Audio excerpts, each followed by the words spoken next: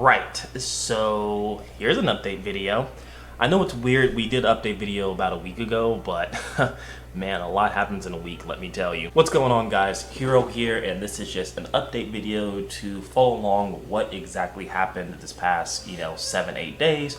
Why I've completely been off the grid, why there's been no new videos, no updates, no anything basically for those past couple of days. For those who read the last community post, this kind of explains a little bit, but I'm going to go a little bit more in depth and kind of give a timeline of exactly what happened. So to give you guys the short end of everything, basically what happened was Texas had a severe weather shift. And by that, I mean, usually in Texas, it's very hot or it's humid. The complete opposite of that, it was just cold, and I mean like below zero cold in some days, or at least like below freezing in other days, right? It got so bad to where power lines was frozen solid, they were snapped, trees fell on power grids, or not power grids, but like transformers. Basically, it was an entire shit show, right? And this wouldn't have been so bad if it wasn't for a few things in Texas that I learned about.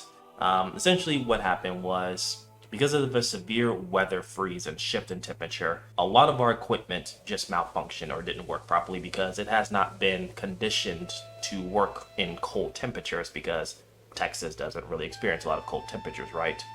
And because Texas is on a separate grid from the rest of the United States, we was not able to draw in power from other neighboring states in order to help sustain the situation. To kind of give a little bit more of a broader stroke of that, basically last week, Texas started, or it was a storm that shifted into Texas, which made temperatures go, below freezing, single digits, bad stuff, right? First started with like some small power outages, which that increased to like major power outages, up until the point to where I believe over 5 million Texas was without power, which... yeah, that's bad. That's really bad. It got to the point to where our power grid provider, which I think his name is ERCOT or something like that, they issued, I think it was a level 3 emergency, basically meaning that there was going to be mandatory rolling blackouts within the state, meaning that some people just would be sectioned without power for hours on end. They'll get 30 minutes to an hour of power and then they'll get shut off. That was the original plan, right? To have a level 3. It got to the point to where it got past level 3 to where it was just blackouts everywhere. They had to basically shut off everyone's power, save for, emergency centers like hospitals and fire departments and nursing homes, places where they needed to sustain power, like for emergencies and stuff like that. It was really, really terrifying and really bad, right? This happened, I know the mandatory citywide blackout, or not citywide, but like statewide blackout, lasted up until Wednesday for most of the state. Wednesday evening, they kind of did a little bit of some distribution of power, but not a lot. Up until Thursday, up until Friday, Saturday, and then Sunday, I believe they say 95% of Texas should have power by now. To kind of give a timeline experience from my end, last Saturday was when the blackout started in my area, and these were rolling blackouts. We would be blacked out for about 2 hours. We have power, and then it blacked out again, and then more power. But I didn't really take into mind that temperatures were dropping so low, right? We just chalked up the old crazy Texas weather, but no, this just kept dropping and dropping up until Sunday, where it was below freezing. Up until Monday, it was in the single digits. I think it was like 9 or 8 degrees here. And then, that's where shit just hit the fan, where everyone just lost power. And I mean everyone. Entire apartment complex lost power. Blocks, just power was just gone up until the entire state pretty much lost power. We tried to spend the night at our place that Monday. It got to the point where Tuesday morning, I think our house was, I want to say, 55 to 50 degrees inside. I think the apartment was 50 degrees inside, which is fucking freezing, right? That's just uncomfortable freezing. It just kept dropping and dropping. It got so bad to where we had to pretty much go to a hotel Tuesday, Wednesday, and Thursday just to have some sufficient power. We was lucky to find a hotel that had power because they was connected to a hospital, so they was on a power grid to where they never lost actual power. So we can basically, try and get a quick shower if they had running water, be able to heat up food and actually eat properly and stuff like that.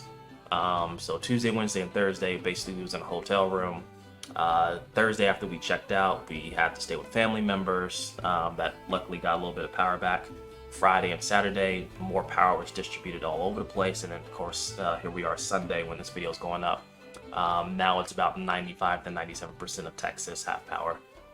And that's just the short end of it. I can go into many details about what exactly happened, but that's neither here or there. The short end of it is I did not have power. I did not have, a livable space to stay in.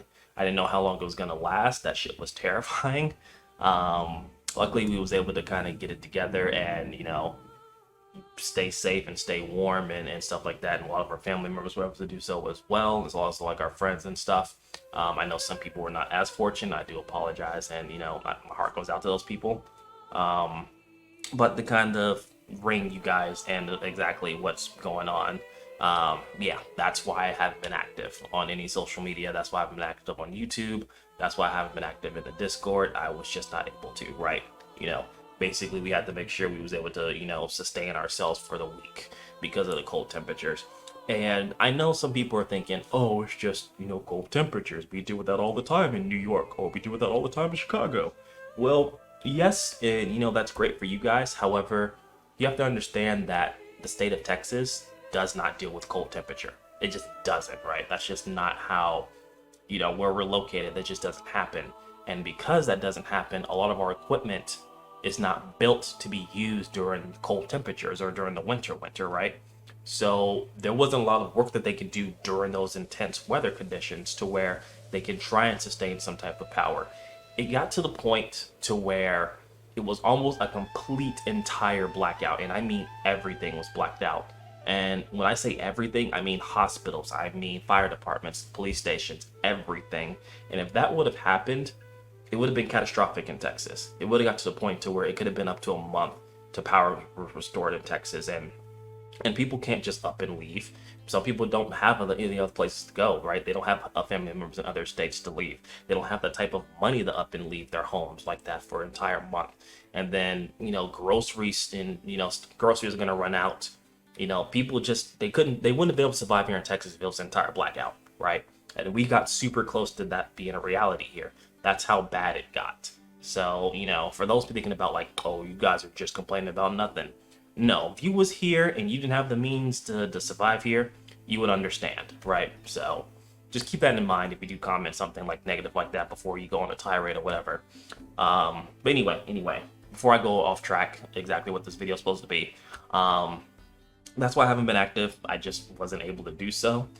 You may have noticed that there is a new background behind me, and that's just because I have my own place now. I moved in this past Saturday when it was still a little icy outside, so that was fun to deal with. But I previously moved into my own place. Right now I am in my studio space here. Basically what I'm doing is I'm converting the bedroom into a studio, so it's just going to be me here anyway, and then I'm going to be sleeping either here on the little futon / couch area, or I do have a bed in the living room. So that's how I'm kind of got this station. I'm still experimenting with it right now, and the reason I wanted to kind of go with the studio thing is just I just wanted like a central place to just be able to work and get things done, right? And this allows me to do different things like shoot a background here without the green screen or stuff like that. I could put like some posters somewhere behind me, or during like live streams where I don't want to set up the green screen and stuff like that. It's a little bit more presentable, right? So that's the idea of everything. I will update you guys of what's going to be happening in terms of content within this area, but you'll definitely see a lot of like production changes and stuff like that. In terms of regular videos, you probably won't see one this week because I don't have all of my equipment here. You might have noticed I don't have my actual mic. I'm using the camera mic, which is not great quality, but it is what it is. Content may start coming back next week. I still have a few things I need to move in here and get situated, but I wanted to at least get this updated to you guys to let you know guys what was going on and stuff like that. So, and I apologize if I'm kind of out of breath and not really talking properly. I'm just tired. I'm tired. It's been a long week. It's been a hassle. It's been a struggle. I have a major migraine, but for the most part, it's over with, right? It's done with. Still trying to just go back to normal, right? So That's where the stage of I am right now, trying to get everything together and situated and stuff like that. But once everything's normalized, I will be bringing back the Vigilant playthrough. I believe I'm getting close to concluding that, and then I have 2 more quests that are scheduled to go right after that that tie in the Vigilant. So it'll be a continuation of that as well. I am going to be bringing back the Skyrim mod quickies. And the purpose of the Skyrim mod quickies is to introduce mods that don't really get like a long video description. They're kind of like just one-off episodes that show like something cool, either if it's like lore related or utility related, to where it's like, oh, okay, this is cool, but I'm not going to spend 30 minutes talking about it in a video type thing. So I'll start bringing that back as well. I still have to finish Beastar Season 2. I know some of you guys do enjoy that content, so I'm going to be finishing that up as well. And then other things as I'll update you guys moving forward. But I just ask you guys to please be patient with me, and I ask you not to unsubscribe if you was thinking about it just because I haven't put up content. I promise there will be more content here, but if you're new here, I do have some content that you can check out. I'll try and put some playlists down below and stuff like that to kind of give you a general idea of what you're in for. But yeah, I will catch you guys when I can. I still got a few things I need to take care of, and I hope to see you guys soon. Take care.